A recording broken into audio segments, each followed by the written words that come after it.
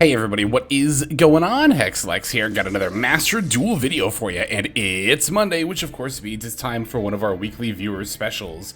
You all know the drill by now, but if this is your first video in the viewer special series and you don't, let me break it down for you. Basically every Monday I like to showcase games from you all, the viewers.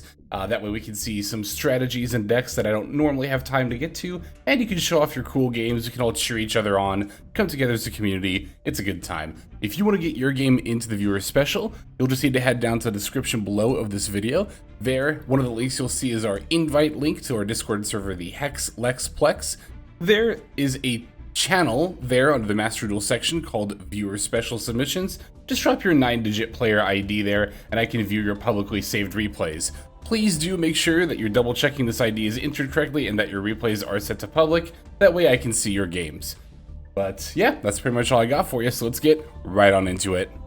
Okay, our first game comes to us from Quelv. Quelv has a game that I'm particularly interested in seeing, where they're going to be playing Salamangreat, but not just any Salamangreat deck.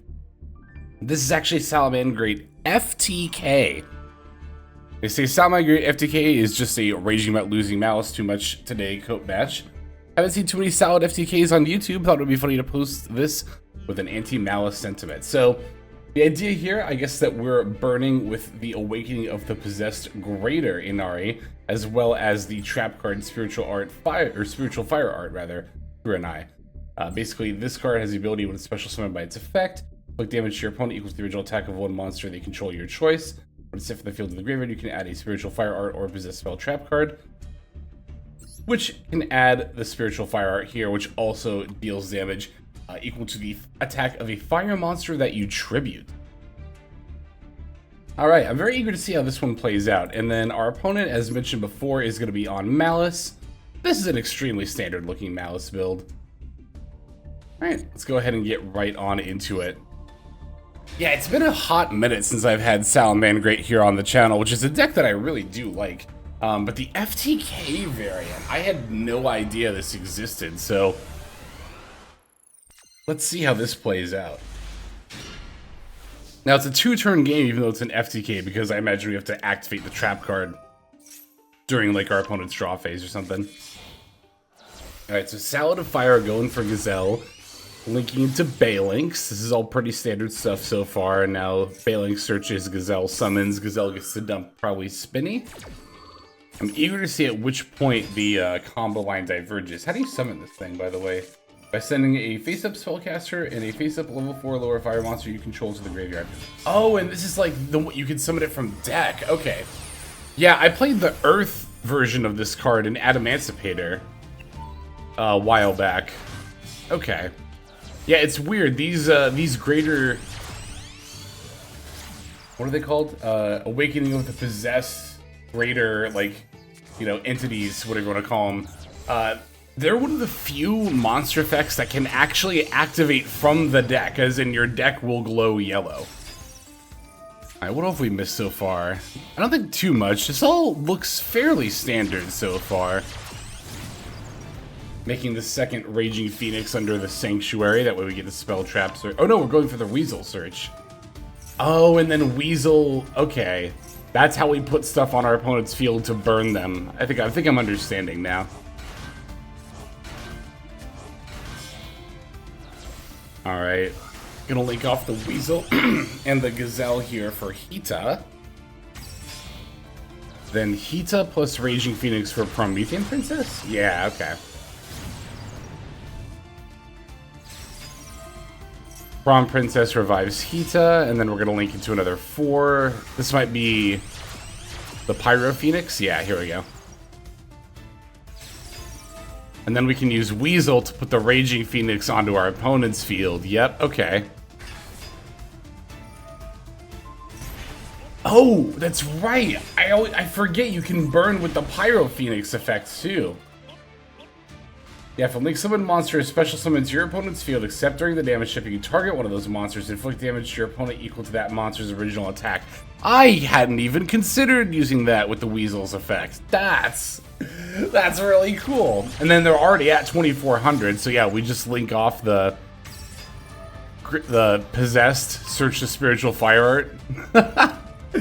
That's dirty. Oh, that's dirty. And the thing that's kind of most wild about this, I think our opponent like realizes what's up and they're kind of panicking here a little bit.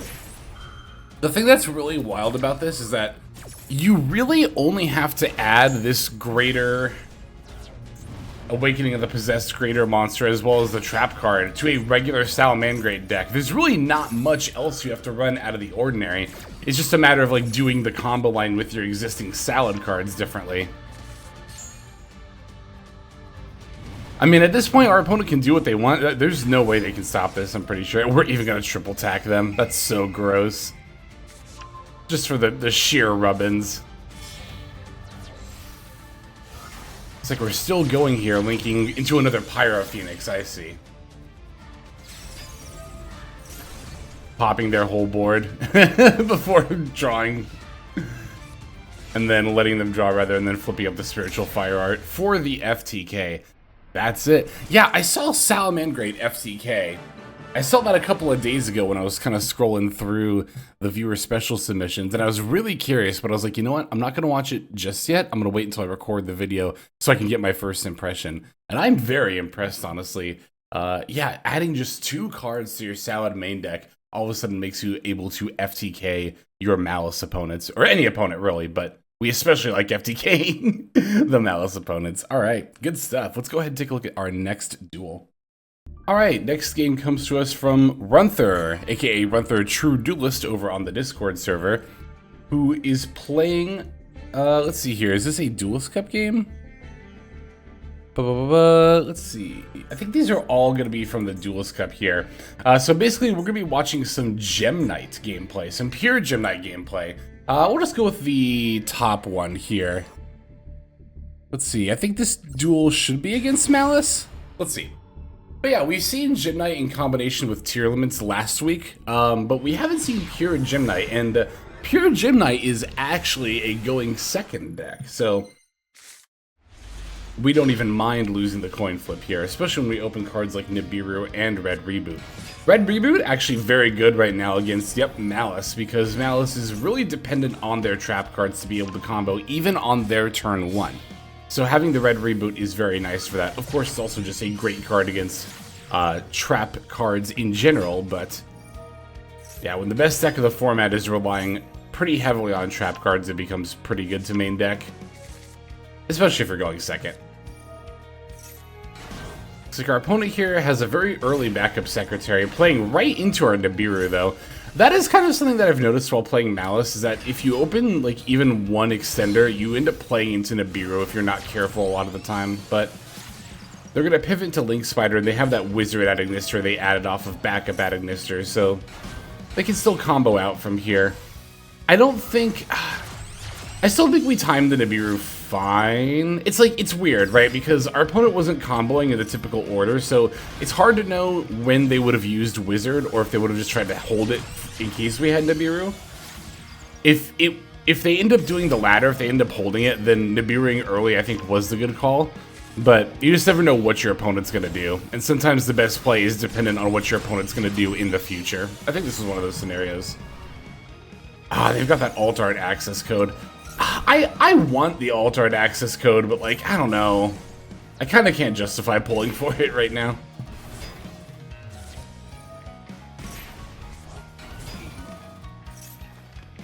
Yeah, I actually kind of forgot it was turn 1 since they made access code. I was like, wait, are they styling, or are they going to swing for lethal here? But nope, it's still turn 1. Going for the Malice in Underground, banishing the White Rabbit. White Rabbit to summon. Probably going to send the GWC if I had to imagine. Yep. And then this is going to be Heart Scripter, right? And then GWC ban. Oh no, it's White Binder. I guess they did already use Splash Mage, so they couldn't really go 2 and then 1. Never made Wicked, but that's because they opened with backup, right? Okay. I wonder if they can get one more body on the board to make Heart Scripter. Or I guess they can just use the access code. Yeah. I don't know why.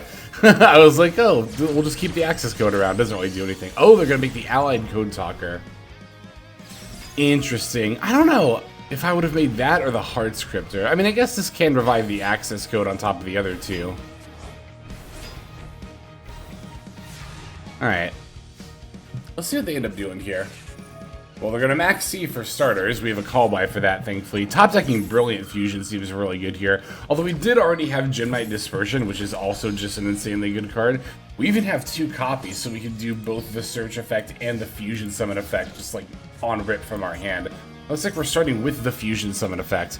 They're going to chain the Allied Codeswalker Adagnister, sending off the White Binder to negate. They're going to try to probably revive that White Binder with the GWC. But thankfully, we do have the Red Reboot for that. I believe Red Reboot simply requires your opponent to control a card in order to activate from hand. Oh no, you just pay half your life points to activate it from hand. Okay. So Brilliant Fusion for the Master Dispersion Diamond. Which, what all did that... Hang on. Okay, what all did we send for that? It was Nephrim, Quartz, and Hollow Core. I see. This triggered Quartz to return the Nephrim and Summon, which is now activating, and now they're using GWC. Alright. And we have the Red Reboot for that, as mentioned, so... Yeah, since they've already used their Allied Codeswalker Adagnister, our opponent's pretty much, like, out of stuff they can react with, unless they have hand traps in hand, but... They did already fire off a Max C. Ooh, they got a Droll and Lockbird as well. Okay. Thankfully, we've already done a fair amount of playing before we got hit with the Droll, so... Oh, and because the other fusion effect got negated, we can still use it here. Master Diamond Dispersion just turboing out a bunch of dudes from the extra deck. Ruby activating, sacking to buff the Aquamarine. Aquamarine effect activating to bounce. March here trying to activate here, but we can chain a Hollow Core. Negate that effect, then all Gemknight monsters you control gain 1,000 attack. That's actually... Yeah, we're at enough to OTK them now, and our opponent realizing that is just going to concede. Wow. That was dirty. That was so dirty. Yeah, I definitely respect any player who chooses to play a going second deck in this meta. Maliss is not a very easy deck to go second against, but run through here showing that Gemknight is more than capable of handling in its purest form the Maliss Menace. All right, we have one more game we're going to finish off with. Let's go into that one. All right, last game is coming to us from Toadette, who is playing Mathmech. Utilizing the new cards here. Can't show off the deck list because of the Duelist Cup, but I think we're actually going to show this game because this is a going first game, and I think we'll show off the new combo line here. Or the new combo line that uses the Firewall Synchro Monster and the AI spell card, which are definitely not bad. I'm not using them in my Mathmech build, but that's because I prefer having more outs to hand traps as opposed to more engine, but playing more engine is certainly not bad either. But yeah, let me see if I can check decks real quick, if it'll let me do that. No? Okay, but I can check the extra deck, right? Yeah, and I can show off the, yeah, this is the Synchro Monster I'm referring to, Firewall Saber Dragon. And then when this is linked off, you can add an AI spell card from deck to hand, such as AI Connect or I Connect, which can let you then...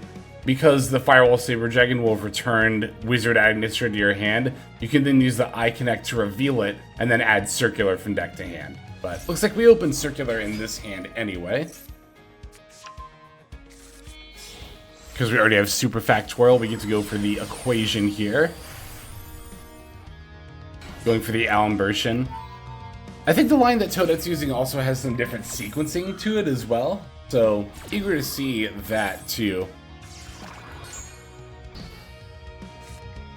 Alright, so here's the backup Adagnister. Backup Adagnister effect to, of course, add the Wizard. Gonna get rid of our Lancia here.